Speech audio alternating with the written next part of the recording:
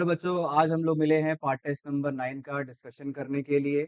Okay, जिसका syllabus आपका solutions, electrochemistry, chemical kinetics, isomerism and GOC 1 है। ठीक है, तो आई होप आपका पेपर काफी अच्छा हुआ होगा। सारे क्वेश्चंस को बहुत ध्यान से देखिए। अगर आपसे सॉल्व हुए हैं, वेल एंड गुड, तब भी देखिए उसे, है ना। नहीं सॉल्व हो तो फिर तो देखना ही देखना है। ठीक है, हो सकता है कि जो मैं सॉल्व करूँ उसमें थोड़ा सा टाइम कम लगे, तो वो भी एक इंपॉर्टेंट फैक्टर एग्जाम के लिए होता है। ठीक है, तो आइए बेटे शुरू करते हैं क्वेश्चन नंबर 46 से।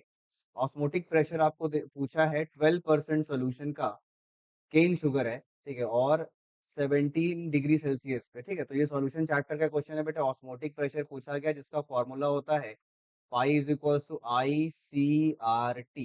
ठीक है, जिसमें केन शुगर की आई की वैल्यू 1 है ना। एंड कंसंट्रेशन आप यहाँ पर रखते हैं बच्चों मोल पर लीटर्स में। ठीक है, अच्छा, ये जो मोल पर लीटर है ये आप यहाँ से निकालेंगे बेटे। जैसा कि मैंने आपको क्लास में ही बताया है कि अगर परसेंटेज मेंशन नहीं किया है और ऑस्मोटिक प्रेशर का क्वेश्चन है तो उस परसेंटेज को आप हमेशा weight by volume percentage assume करते हैं। ठीक है, तो इसका मतलब ये होता है कि 12 grams of cane sugar is present in 100 ml of the solution. ठीक है, तो 12 ग्राम्स का आप निकालेंगे moles, that is 12 by 342 is the molar mass of cane sugar and the volume of the solution is 100 ml। उसको आप litres में करेंगे बिकॉज मोल पर लीटर में रखना होता है, नॉट इन मोल पर ml में। ठीक है, अच्छा, और R की वैल्यू इसमें आप हमेशा 0.0821 लेते हैं which can be taken as 1/12। And temperature आप लोगे बेटे 290। ठीक है, 290। ठीक है, फिर आप इसको सॉल्व करेंगे एंड सॉल्व करके जो आपका आंसर आएगा वो 8.35 ATM होगा, 46 नंबर। ठीक है, चलिए नेक्स्ट क्वेश्चन पे आते हैं बेटे। 47, ये आपका अगेन रॉल्स लॉ से क्वेश्चन है जिसमें पूछा गया है कि टोटल प्रेशर को आपको एक्स ए के टर्म्स में लिखना है। सिर्फ नॉर्मली हमारा P not A X A और P not B X B भी होता है। आप simply P naught X B जो है उसको गायब करेंगे। कैसे गायब करेंगे बेटे? P not A X A होता है ना, और यहाँ पर होता है पी नॉट बी, और एक्स बी को आप लिख देंगे 1 - एक्स ए। ठीक है, जिसको कि ऐसे लिखा जा सकता है P not B plus X A common आ जाएगा बेटे, तो ये हो जाएगा P not A minus P not B. ठीक है, तो ये आपका आंसर है बेटे ऑप्शन नंबर डी। इसमें नॉट नहीं लगा रखा है बिकॉज इन्होंने दे रखा है कि पी ए पी बी जो है वो प्योर लिक्विड का है। ठीक है, नॉर्मली हम लोग नॉट का इस्तेमाल करते हैं। ठीक है, 48 पे आते हैं। फ्रीजिंग पॉइंट पूछा गया बेटे 1 मोलर NaCl सोल्यूशन का, जो कि 100% डिसोसिएट कर रहा है। मोलर डिप्रेशन कांस्टेंट है 1.86 Kf की वैल्यू। ठीक है, तो देखिए आपसे ना फ्रीजिंग पॉइंट का डिप्रेशन नहीं पूछा, आपसे फ्रीजिंग पॉइंट ही पूछा है। ठीक है, तो फॉर्मूला जो होता है वो होता है delta T F is equals to I K F और एम का। ठीक है, जिसमें डेल्टा टी एफ जो है वो क्या होगा? T F minus T F dash. T F हो गया freezing point of the solvent, T F dash जो आपसे पूछा गया है टी एफ डैश, आई की जो वैल्यू है वो आपकी NaCl की 2 होगी। ठीक है, के एफ जो है वो आपका 1.86 है बेटे, और मोलालिटी जो है वो 1 है, मोलालिटी इज 1। ठीक है, जब आप इसको सॉल्व करेंगे तो टी एफ डैश जो है वो आपको मिलेगा माइनस में 2 नहीं, ये हो जाएगा 3.72 के अराउंड ये जाएगा। ठीक है, तो माइनस का 3.72 is the freezing point of this solution. ठीक है, टी एफ डैश। नेक्स्ट 49 पे आते हैं। इसमें पूछ रहा है बेटे vapour pressure lowering cause by the addition of 100 grams of sucrose to 1000 gram of water, vapour pressure of water इतना है। ठीक है, तो देखिए फॉर्मूला जो ही relative lowering of vapour pressure वाला यूज करेंगे, जो कि क्या होता है बेटे delta P by P not is equals to mole fraction of solute. ठीक है, मोल फ्रैक्शन ऑफ सॉल्यूट। ठीक है, जिसमें डेल्टा पी आपसे पूछा गया है ना lowering caused by the addition. ठीक है, तो डेल्टा पी पूछा है, पी नॉट की वैल्यू है 23.8 and mole fraction of solute ये कैसे आएगा? तो ये होगा बेटे moles of solute divided by total moles. ठीक है, तो मोल्स ऑफ सॉल्यूट हो जाएगा 100 बाई 342। ठीक है, डिवाइडेड बाय टोटल मोल्स में आप पानी का मोल्स लेंगे बेटे 1000/18, और प्लस प्लस करेंगे सॉल्यूट का मोल जो कि 100/342 है ना। अब मैं यहाँ पर आपको एक चीज सिखाने जा रहा हूँ, क्या कि ये नंबर जो है ना, this is a very small number as compare to this. ये 55.55 होगा और ये आपका 1 से भी काफी छोटा आएगा। ठीक है, तो मैं इसको ना ऑलरेडी इग्नोर कर देता हूँ, जिससे कि मेरा ये वाला जो कैलकुलेशन है वो थोड़ा सा डुएबल हो जाएगा, इजी हो जाएगा। ठीक है, तो इस चीज को मैं आप कैंसिल करूंगा, है ना, और अब इसको सॉल्व करना फिर भी आसान होगा, आप इसको आप कर सकते हैं, ठीक है। अगर आप टोटल मोल्स लेंगे, ठीक है, तो फिर आपको टाइम ज्यादा लगेगा और बहुत ज्यादा फायदा नहीं मिलेगा ना आपको। ऑप्शंस जो है वो देख रहे हैं आप, ठीक है, तो ऑप्शंस भी दूर ही है ना, 1.15 और 1.25 कोई बहुत पास ऑप्शन नहीं होते, ठीक है, बिकॉज ये नंबर बहुत छोटा आएगा, ठीक है, तो इसलिए आप इग्नोर करके सॉल्व करेंगे तो it will take less time, ठीक है। आंसर देख लीजिएगा बेटे क्या है, इनमें से किसमें रॉल्स लॉ एप्लीकेबल नहीं है, ठीक है।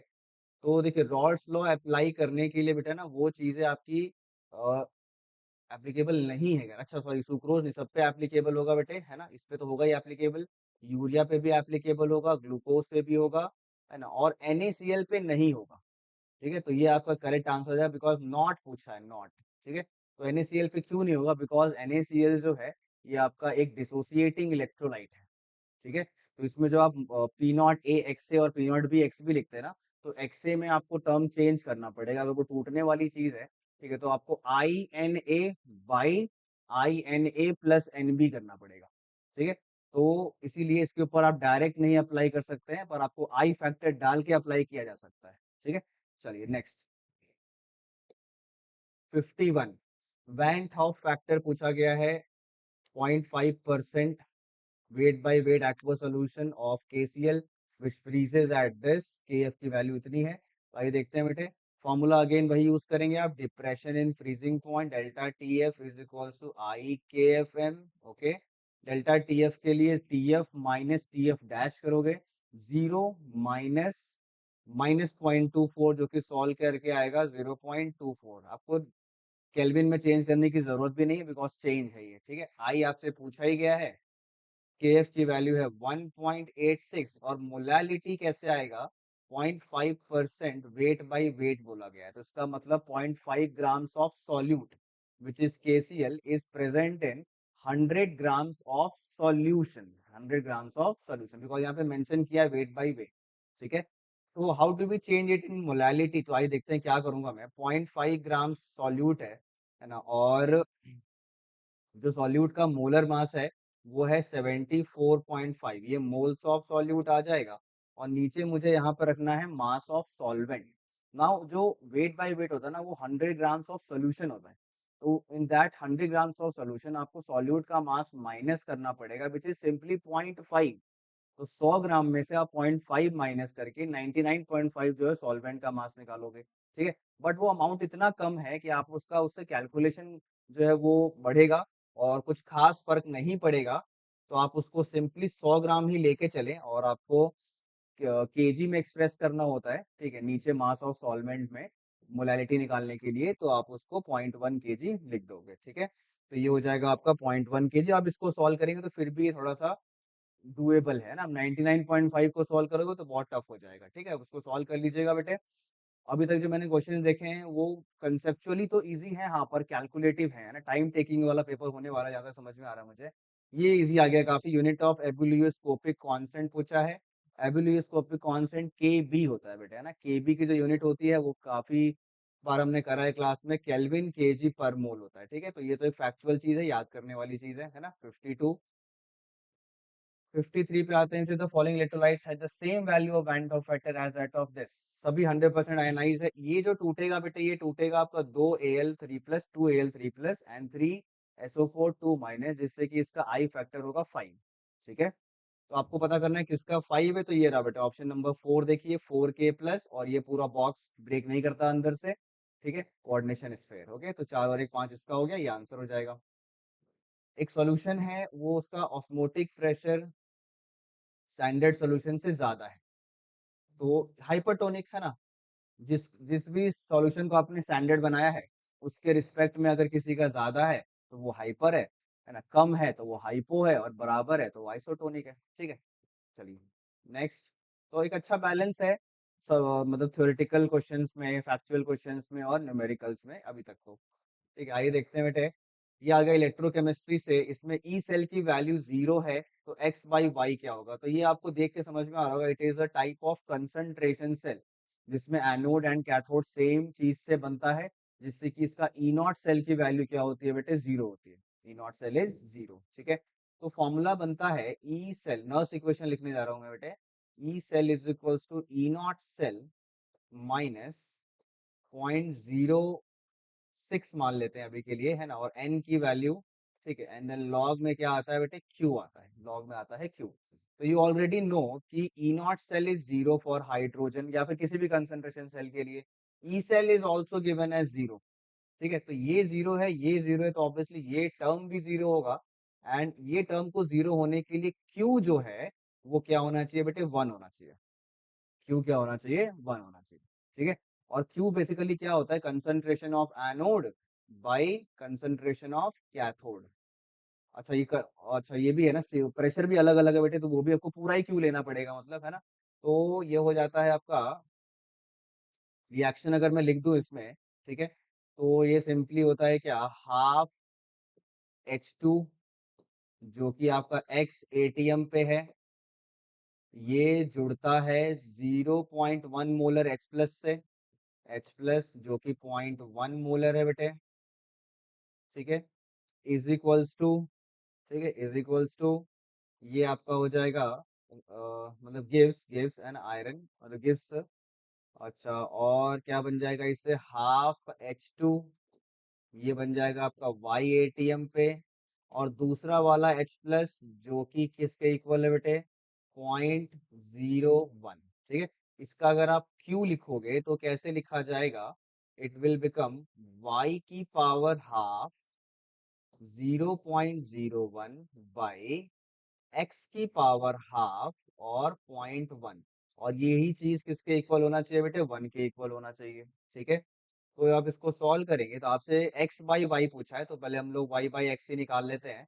y बाई एक्स की power half is equals to, ठीक है, ये हो जाएगा, इधर गया बेटे, और ये नीचे आएगा तो 10 बचेगा, है ना। आप इसको स्क्वायर करेंगे 100 हो जाएगा, और उल्टा भी करेंगे तो 1/100, 1/100 का मतलब हो जाएगा 0.01, ठीक है। तो ये हो जाएगा आपका क्वेश्चन नंबर 55, ठीक। चलिए नेक्स्ट क्वेश्चन पे आते हैं, 56। इसमें value of CD2+ by Zn2+ पूछा है, तो आइए देखते हैं बेटे क्या करेंगे आप, सेम चीज करेंगे, नर्स इक्वेशन लगाएंगे। ई सेल की वैल्यू इतनी है, ई नॉट सेल है 0.36 माइनस 0.06 डिवाइडेड बाई N2 है इसके लिए, और लॉग में क्या क्या आएगा बेटे, कंसंट्रेशन ऑफ Zn2+, एनोड वाला ऊपर और कैथोड वाला नीचे, ठीक है, एनोड बाई कैथोड, ठीक है। अब इसको सॉल्व करेंगे तो ये आएगा 0.06, है ना, माइनस में आएगा ना, माइनस का 0.06 और into 2 is equals to minus का 0.06, एंड देन लॉग में Zn2+ बाई CD2+, ठीक है, CU नहीं है बेटे, यहाँ पे CD है, ठीक है। ये और ये कट जाएगा, माइनस से माइनस भी कट जाएगा, तो ये हो जाएगा 2, मतलब ये नंबर जो है ये बेसिकली 100 है ना, Zn2+ बाई CD2+, यही आपका 100 होगा, तभी ये 2 हो सकता है, ठीक है। और आपसे पूछा है उल्टा, CD2+ बाई Zn2+, इसको उल्टा करेंगे तो ये हो जाएगा बेटे 0.01, ठीक है। ये आपका पिछले ही क्वेश्चन की तरह लगभग लगभग सिमिलर है। नेक्स्ट 57 पे आते हैं, 1 लीटर इलेक्ट्रोलाइज किया गया है 2 फैराडे पास करके, तो कितना कंसंट्रेशन बचा होगा, तो आइए देखते हैं बेटे।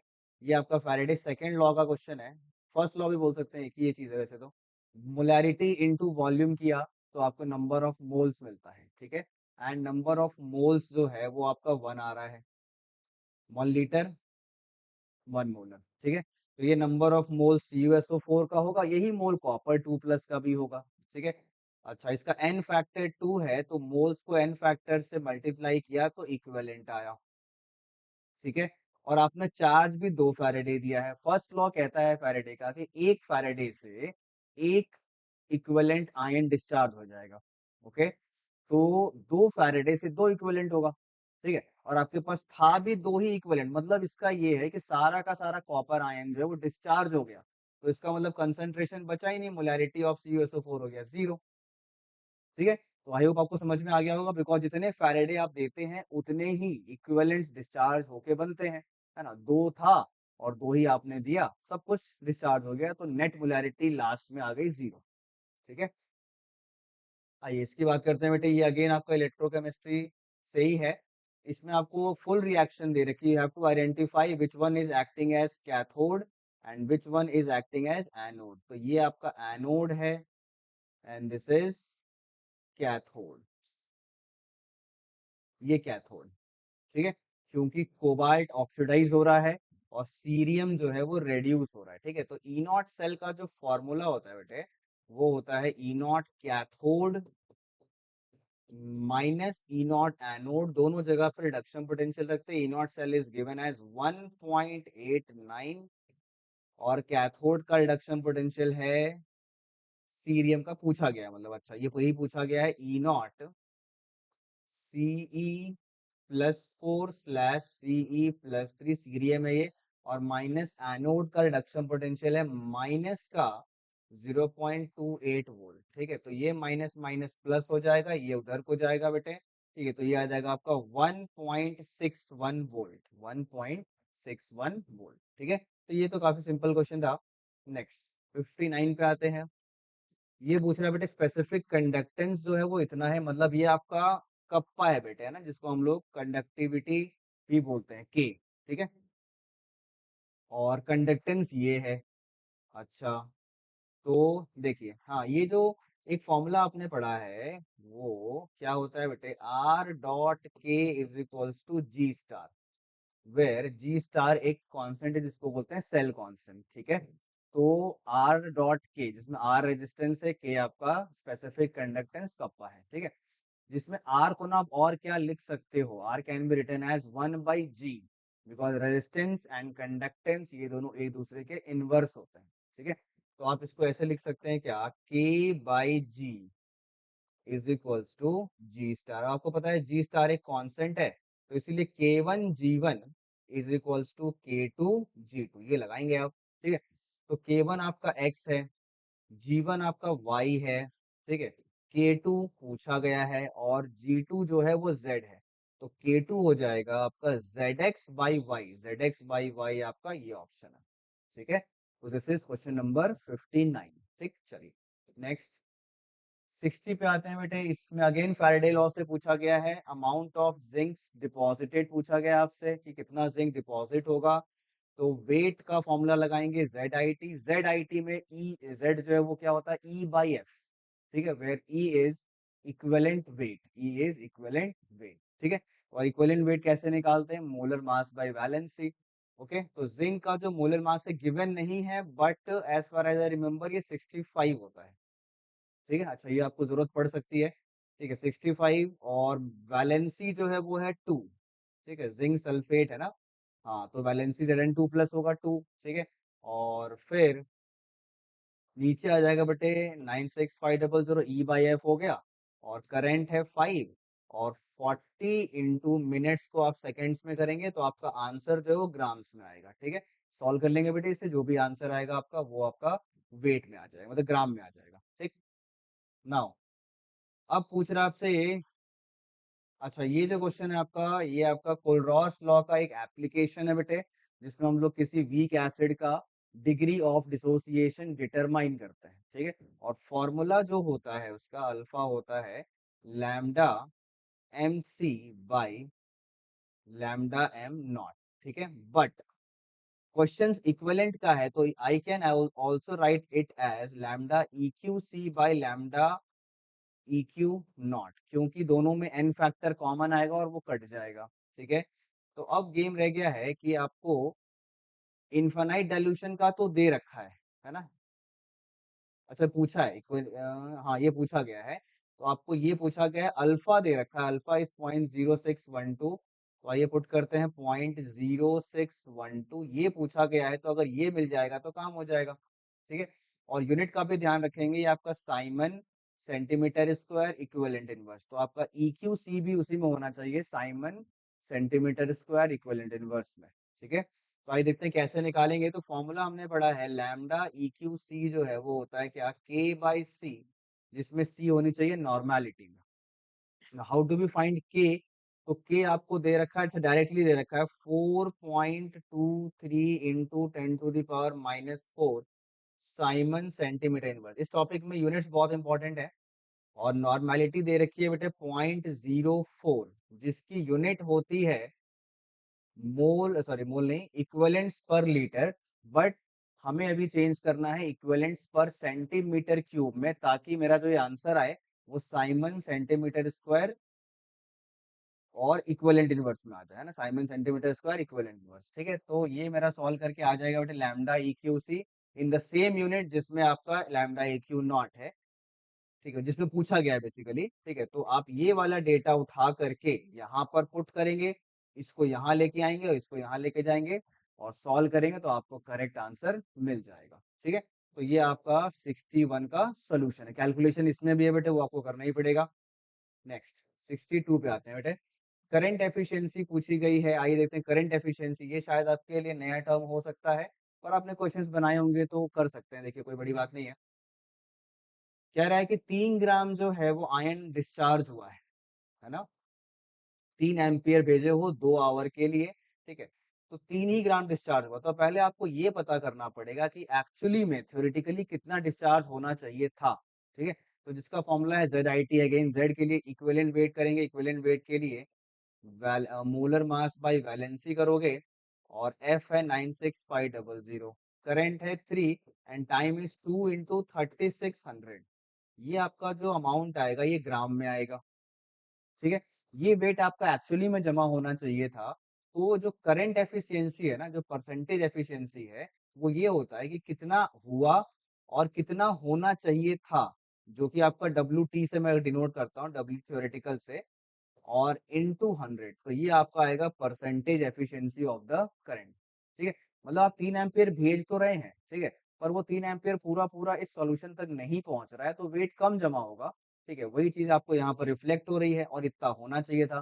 तो इन दोनों के रेशियो से आप ये पता कर सकते हैं कि कितना करंट एफिशिएंसी उस सॉल्यूशन के थ्रू गया है। ठीक है बेटे, ओके। तो इसे भी आपको सॉल्व करना ही पड़ेगा, बिकॉज ये भी थोड़ा सा कैलकुलेटिव है। नेक्स्ट 63 पे आते हैं बेटे। इनमें से करेक्ट स्टेटमेंट कौन कौन सा है, तो आइए देखते हैं। Fe2+ solutions are not stable in air. Fe2+ solutions are not stable in air. Not stable का मतलब है कि क्या Fe2+ आसानी से Fe3+ में कन्वर्ट हो सकता है। ठीक है, तो ये चेक करने के लिए आपको चेक करना होगा इसका पोटेंशियल्स, है ना। हम्म,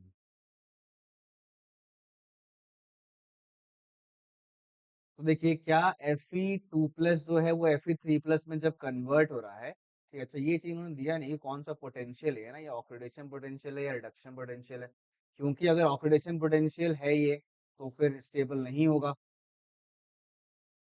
है ना, मतलब स्टेबल होगा क्योंकि ये निगेटिव है। निगेटिव का मतलब क्या होता है कि ये रिएक्शन नहीं होगी, ओके। लेकिन अगर ये रिडक्शन पोटेंशियल है तो इसका मतलब स्टेबल होगा। तो यहाँ पर क्लैरिटी नहीं है कौन सा पोटेंशियल है। ठीक है, चलिए खैर बाकी ऑप्शंस देखते हैं। Fe nails can prevent oxidation of Fe2+ to Fe3+ by air। ठीक है, अच्छा आइए देखते हैं कैसे। अगेन यहाँ पर वही क्लैरिटी नहीं है कि कोई सब में वही उसी चीज की जरूरत पड़ेगी, क्योंकि ये आपका कैथोड की तरह फंक्शन कर रहा है ना। ये कोरोजन की रिएक्शन आपने पढ़ी भी है कि ये वाली रिएक्शन कैथोड की तरह फंक्शन करती है। ठीक है, तो सामने वाला कोई एनोड बनेगा। ठीक है, तो एनोड का जितना ज्यादा निगेटिव रिडक्शन पोटेंशियल होगा, जितना ज्यादा निगेटिव रिडक्शन पोटेंशियल होगा, ठीक है, वो उतनी आसानी से ऑक्सीडाइज हो सकता है। ठीक है, ये आपका रूल है। तो अगर मैं इस सभी को रिडक्शन पोटेंशियल ही मानता हूँ, ठीक है, लेकिन ये ऑक्सीडाइज हो रहा है तो ये पॉजिटिव है, तो ऑक्सीडेशन पोटेंशियल होना चाहिए। क्लैरिटी नहीं रखते भाई, क्या कहना चाह रहे हैं। Corrosion of F E takes place by air, हाँ ये बात तो सही है, वैसे थर्ड ऑप्शन तो बिल्कुल ही सही है। ये तो डेटा के बिना भी आप बता सकते हैं कि आयरन जो है वो कोरोड होता है। ठीक है, और आयरन का जो रिडक्शन पोटेंशियल है Fe2+ में जाने का, वो आपका क्या है, नेगेटिव है। ठीक है, और इन्होंने ये जो पोटेंशियल दिया हुआ है ये पॉजिटिव दे रखा है, तो मेरे हिसाब से ये ऑक्सीडेशन पोटेंशियल होगा, है ना, ऑक्सीडेशन पोटेंशियल होगा। ठीक है, ये भी ऑक्सीडेशन है तो ये भी शायद से ऑक्सीडेशन पोटेंशियल ही होना चाहिए, बट नॉट श्योर। ये रिडक्शन है तो ये रिडक्शन पोटेंशियल होना चाहिए। ठीक है, तो Fe अच्छा ये डेट ऐसे अगर ऐसे मानते हैं हम लोग कि वो पहला और लास्ट वाला ऑक्सीडेशन है और बीच वाला रिडक्शन पोटेंशियल, अगर ऐसा मान के सॉल्व करें तो Fe nails can prevent oxidation of Fe2+ to Fe3+ by air.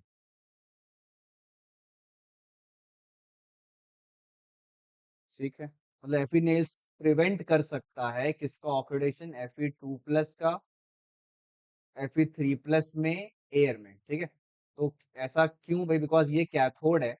अगर मैं इसको कैथोड और इसको एनोड मानता हूँ, ठीक है, तो कैथोड माइनस एनोड किया मैंने, रिडक्शन पोटेंशियल माइनस करना है, तो 1.23 मान लेते हैं इसको, और इसका माइनस का 0.44। तो ये दो रिएक्शंस का जो ई नॉट सेल आएगा वो आपका आएगा 1.67। ठीक है, अच्छा, और 1.23 माइनस करा मैंने, इसको एनोड माना अगर, तो इसका ये ऑक्सीडेशन पोटेंशियल है, तो रिडक्शन पोटेंशियल होगा प्लस का 0.77। ठीक है, तो इसका मतलब ये इससे तो कम ही आएगा। ठीक है, तो इसका मतलब ये आयरन जो है वो ज्यादा इजीली ऑक्सीडाइज हो सकता है as compare to Fe2+ by this reaction. ठीक है, इस रिएक्शन के अगर ये कैथोड बनता है तो iron can get easily oxidise as compare to Fe2+। तो ये करेक्ट स्टेटमेंट है कि Fe प्रिवेंट कर सकता है इसका ऑक्सीडेशन, क्योंकि ये खुद ऑक्सीडाइज हो जाएगा। Fe itself will get oxidized, है ना, और Fe2+ जो है वो 3+ को जाने से बचा लेगा, मतलब। ठीक है, तो ये भी करेक्ट हो रहा है, दो करेक्ट हो रहे हैं। Fe2+ solutions are not stable in air. ठीक है, नॉट स्टेबल इन एयर का मतलब है ये कन्वर्जन हो सकता है कि नहीं। हाँ, तो देखिए, ई नॉट सेल पॉजिटिव तो है ही है, भले इससे कम पॉजिटिव है, इससे कम पॉजिटिव, पर पॉजिटिव तो है ही है। ठीक है, तो इसका मतलब Fe2+ भी ऑक्सीडाइज होने की टेंडेंसी रखता है Fe3+ में एयर में, है ना। वंस अगर आपका सारा आयरन खत्म हो जाए, उसके बाद Fe2+ का ही नंबर आएगा, तो इसका मतलब ये भी स्टेबल तो नहीं है एयर में। तो इसका मतलब सारे ही ऑप्शंस करेक्ट है इसमें, ऑल ऑफ द अबव। ठीक, तो मेरा जो आंसर आया बेटा वो इस बेसिस पे आया है कि मैंने इसको ऑक्सीडेशन पोटेंशियल, इसको रिडक्शन पोटेंशियल और इसको ऑक्सीडेशन पोटेंशियल माना है। रिएक्शंस जैसे दिए हैं वैसे पोटेंशियल्स हमने अज्यूम किया, पर बेटर ये होता कि इसमें क्लैरिटी होनी चाहिए थी कि कौन सा पोटेंशियल गिवन है। ठीक है, चलिए खैर आगे बढ़ते हैं 64 पे। The value of the reaction quotient for the cell this is। अच्छा, इसका रिएक्शन क्वोशिएंट पूछा गया है तो बहुत सिंपल है, क्या करना है बेटे, Zn रिएक्शन लिखेंगे पूरा इसका, Zn plus 2Ag plus gives Zn2+ और 2Ag, ये आपकी ओवरऑल रिएक्शन होगी। Now you will write Q as Zn2+ की कंसंट्रेशन है 0.01 डिवाइडेड बाय 1.25 का स्क्वायर, है ना, क्योंकि यहाँ पर कोफिशिएंट 2 है तो आप इसको स्क्वायर भी करेंगे। ओके, ये हुआ 64। 65 का it is the following about the spontaneous के लिए कौन सा सही है इनमें से, ऑलवेज ट्रू कह रहा है, तो ये रहा बेटा ऑप्शन आपका। स्पॉन्टेनियस के लिए ई नॉट से लेना देना नहीं होता है, ई सेल से होता है। E cell positive, delta G negative, है ना, और क्यू की वैल्यू जो आपकी कम होनी चाहिए इक्विलिब्रियम कांस्टेंट से। ठीक है, बिकॉज स्टैंडर्ड जो ई नॉट सेल है या फिर डेल्टा जी नॉट है, ये सब स्टैंडर्ड कंडीशंस पे होता है। ठीक है, एंड जरूरी नहीं है कि आपकी जो गिवन रिएक्शन है वो स्टैंडर्ड कंडीशन पे ही हो रही हो। ठीक है, हो सकता है वो किसी रैंडम कंडीशन पे हो रहा है, तो बाकी रैंडम कंडीशंस पे ये सब अप्लाई होगा। ठीक है, तो इसीलिए आपका डी ऑप्शन करेक्ट होगा बेटा।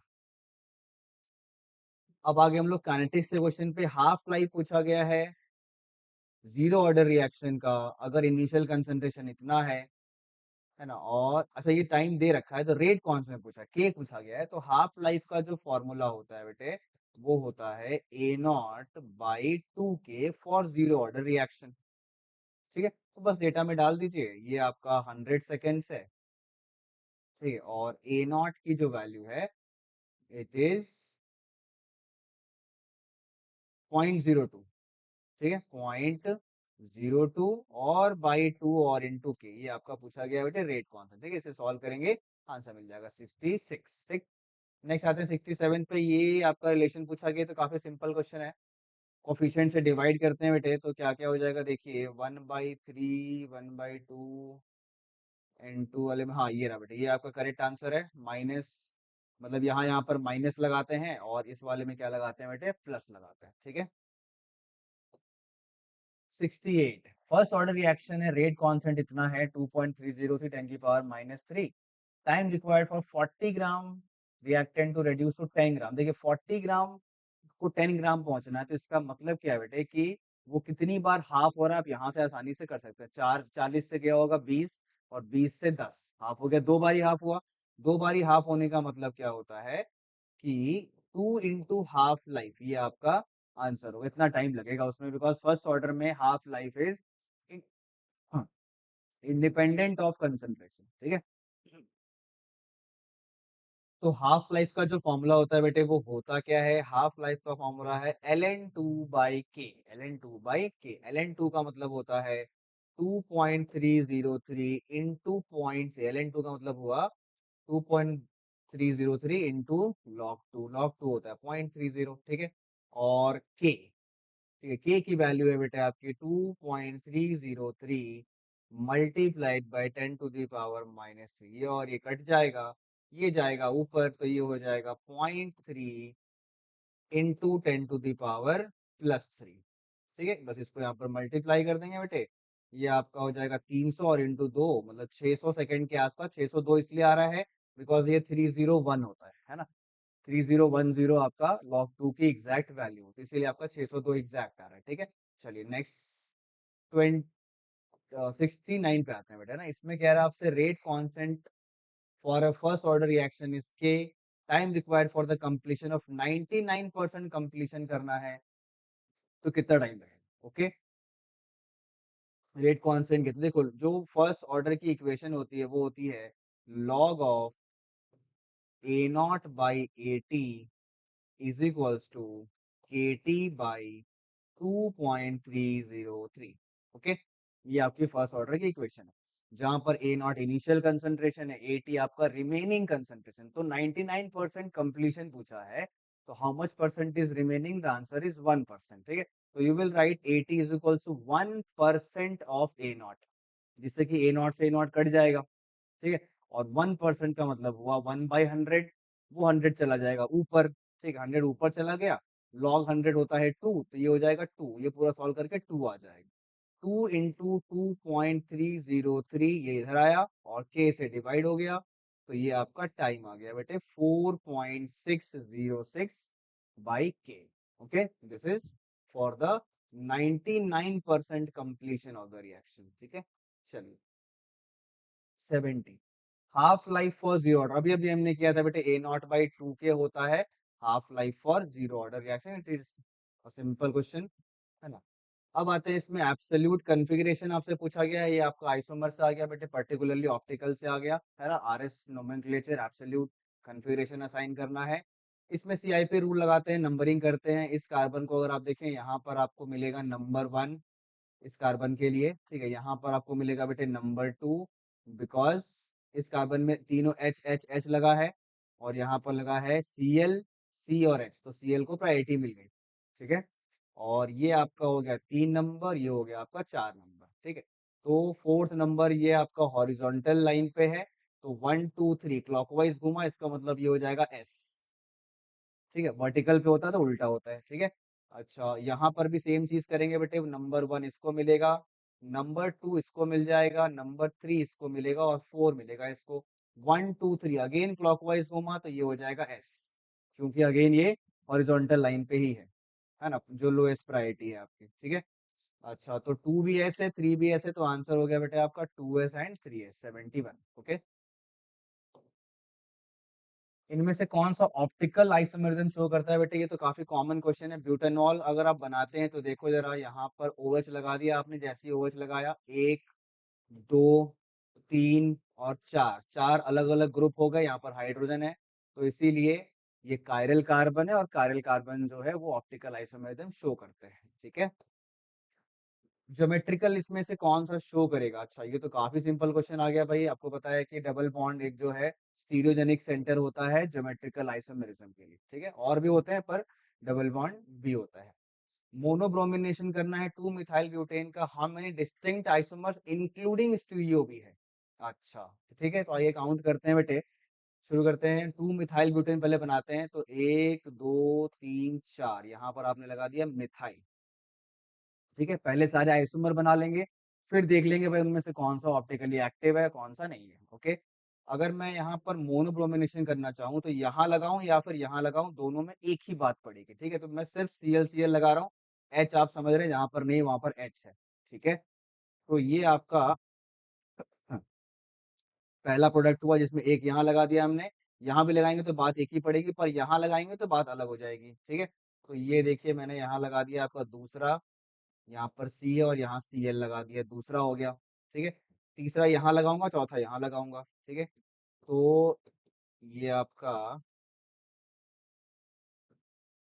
यहाँ पर मैंने CL लगा दिया, ये आपका तीसरा हो गया। ठीक है, और चौथा लगाऊंगा बेटे ऐसे लास्ट वाले कार्बन पे। ठीक, इसका नाम अलग हो जाएगा। ठीक है, तो ये चार ऐसे बन रहे हैं।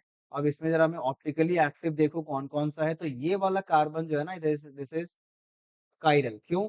एक CH3 ग्रुप है, एक H है, ये आपका C2H5 लगा हुआ है, और C में एक Cl लगा हुआ, तो ये दोनों ग्रुप अलग अलग हो गए बेटा, है ना, ये सेम नहीं हुआ। यही पे मिस्टेक कुछ लोग करेंगे भी, कि सेम ग्रुप मान रहे हैं बिकॉज CH3 CH3, पर जब जैसे ही Cl लग गया तो ग्रुप अलग हो गया। तो इट इज काइरल, इसका मतलब इसका दो फॉर्म बनेगा।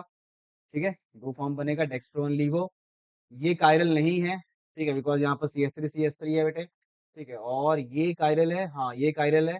यहाँ पर H है, CH3 है, आइसोप्रोपाइल ग्रुप है। ठीक है, तो ये भी कायरल हुआ।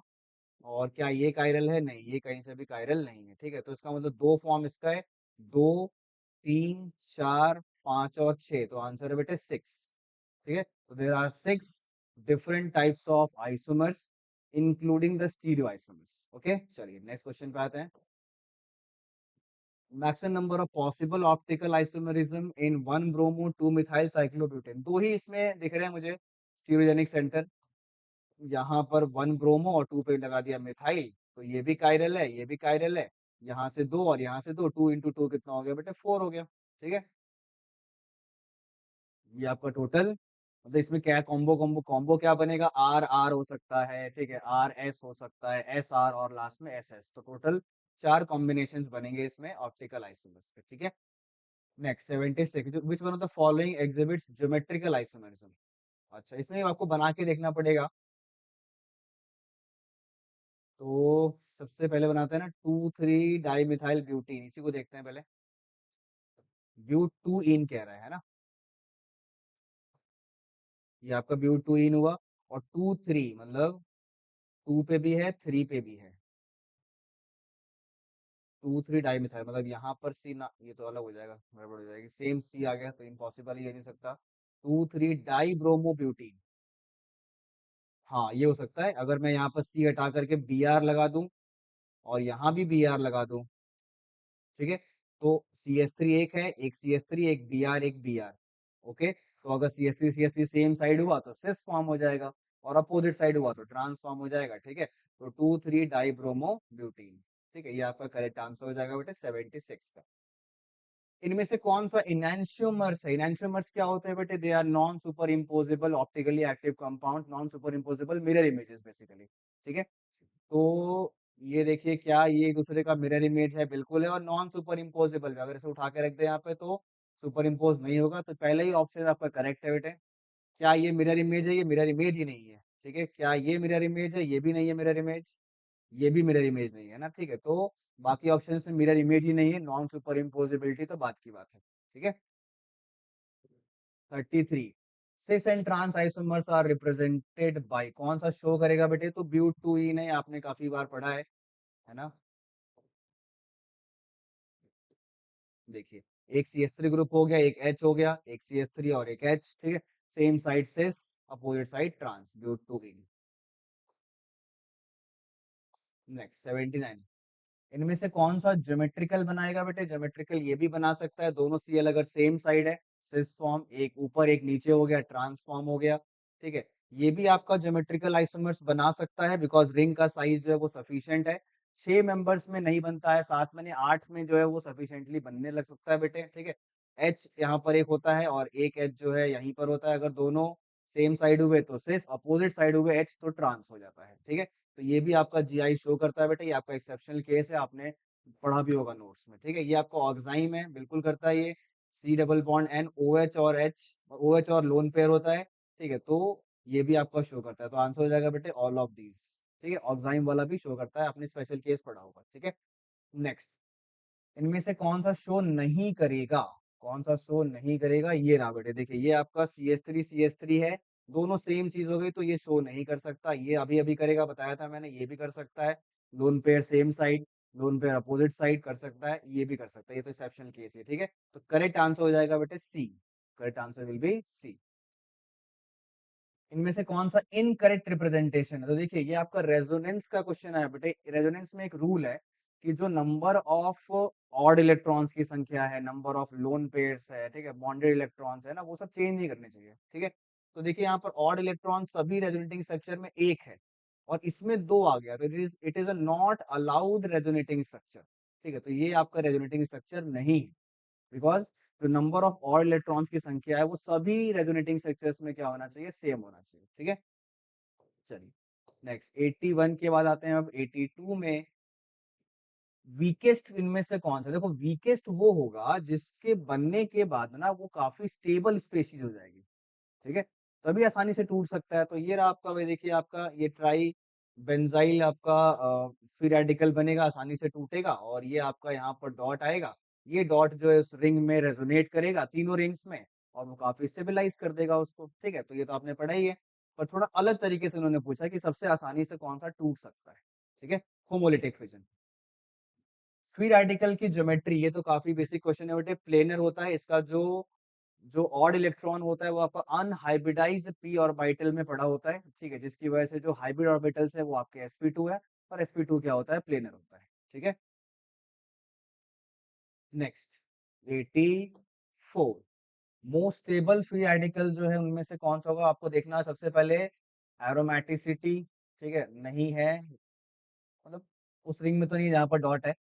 उसके बाद रेजोनेंस, सबसे ज्यादा रेजोनेंस जो है बेटा आपको सी ऑप्शन में मिलेगा, है ना, आपने पढ़ा होगा ARHI, अरही के नाम से जानते हैं। सबसे सबसे पहले एरोमेटिसिटी, फिर रेजोनेंस, फिर हाइपर कॉन्जुगेशन, और फिर इंडक्टिव इफेक्ट। ठीक है, तो ये आपका सबसे ज्यादा रेजोनेटिंग स्ट्रक्चर बनाएगा, बिकॉज काफी सारे इसमें एक रिंग के साथ भी कॉन्जुगेशन है, और यहाँ पर भी कॉन्जुगेशन है। ठीक है, इसमें भी कॉन्जुगेशन है, लेकिन इतना ज्यादा नहीं जितना कि इस रिंग में है। ओके, ठीक है, तो ये आपका सबसे ज्यादा स्टेबल बनाएगा बेटा। नेक्स्ट 85 पे आते हैं, मोस्ट स्टेबल रेडिकल।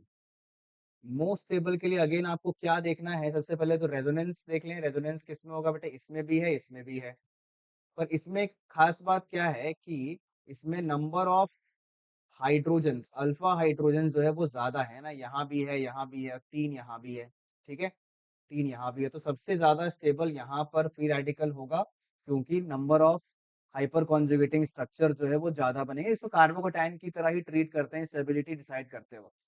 ठीक है, next stability order, again same question आया बेटे फ्री रेडिकल का ही। सबसे पहले आप क्या देखोगे, सबसे पहले आप देखेंगे इसमें रेजोनेंस, है ना, रेजोनेंस जो है वो कहाँ पर मिल रहा है, ठीक है, रेजोनेंस मिल रहा है आपको फर्स्ट में, है ना, फर्स्ट में मिल रहा है। और रेजोनेंस के बाद आप देखोगे क्या बेटे इसमें, that is number of alpha hydrogen. ठीक है, यहाँ पर रेजोनेंस नहीं, ध्यान दीजिएगा भैया ना, ये कॉन्जुगेट पोजीशन नहीं है। ठीक है, ये आपका विनाइलिक में आ जाता है। ओके, ये आपका सबसे ज्यादा स्टेबल हो रहा है बेटे। उसके बाद ये हो जाएगा, बिकॉज इसमें इसी कार्बन पे तीन CH3 ग्रुप लगे हैं, जिससे कि हाइपर कॉन्जुगेशन काफी आसानी से हो सकती है, स्टेबलाइज होगा, इलेक्ट्रॉन की डेंसिटी को वो बढ़ाएगा, वहां पे प्लस आई इफेक्ट भी लगा सकते हैं आप। इसमें थोड़ा कम होगा, है ना, और इसमें सबसे कम होगा, तो उसका मतलब 1324, 1324 की स्टेबिलिटी है बेटे, ये रही ऑप्शन, है ना, 86 का ए ऑप्शन है। ठीक है, चलिए नेक्स्ट क्वेश्चन पे आते हैं बेटे, क्वेश्चन नंबर 42। तो increasing order of stability of the free radicals, same question आ गया फिर से फ्री रेडिकल। सबसे पहले आपको क्या देखना है, रेजोनेंस सबसे ज्यादा कहाँ पर है, देखिए ये रही बेंजीन रिंग्स, इसमें तीन तीन लगे हुए हैं।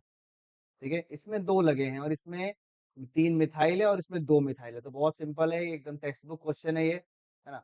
जितना ज्यादा बेंजीन रिंग लगता है उतनी ज्यादा उसकी स्टेबिलिटी हो जाती है, रेजोनेंस की वजह से भी। ठीक है, और मिथाइल ग्रुप लगने से क्या फायदा होता है आपका, हाइपर कॉन्जुगेशन तो होता ही है, साथ साथ में इंडक्टिव इफेक्ट भी होता है। ठीक, सेलेक्ट द इनकरेक्ट स्टेटमेंट।